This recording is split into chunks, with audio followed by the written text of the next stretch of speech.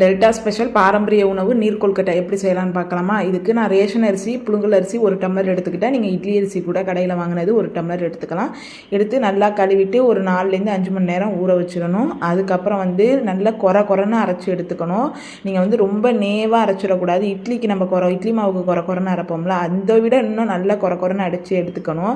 எதுக்காக கொரன்னு அரைச்சி எடுத்துக்கணும்னு சொல்கிறேன்னா, அப்போ தான் நல்லா சாஃப்டாக கொழுக்கட்டை வரும்.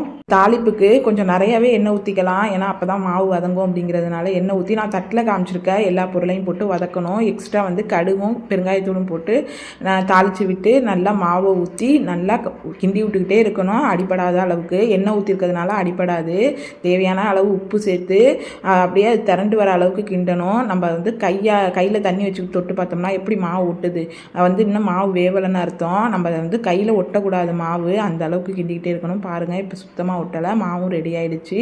ஒரு 10 நிமிஷம் அப்படியே மூடி வச்சிடணும். கொஞ்சம் வெதுன்னு இருக்கிறப்ப உங்களுக்கு எந்த அளவுக்கு உருண்டை தேவையோ அந்த அளவுக்கு உருண்டையாக உருட்டி இட்லி பானையில் வேக வச்சு எடுத்துக்கலாம்.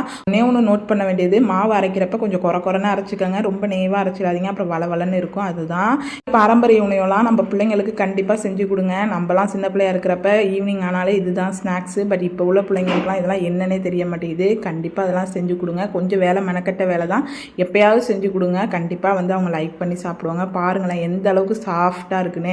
நீங்கள் மாவு எந்த அளவுக்கு கொரன்னு அரைக்கிறீங்களோ அந்த அளவுக்கு சாஃப்டாக இருக்கும். மாவு வதக்குறப்ப தேங்காவை துருவி போடாமல் பல்லாக ஆட் பண்ணதுனால அது கடித்து சாப்பிட்றப்ப நல்லா நறுக்குன்னு சூப்பராக இருக்கும். இதோட கார சட்னி வச்சு சாப்பிட்டு பார்த்தீங்கன்னா அப்படி தான் இருக்கும்.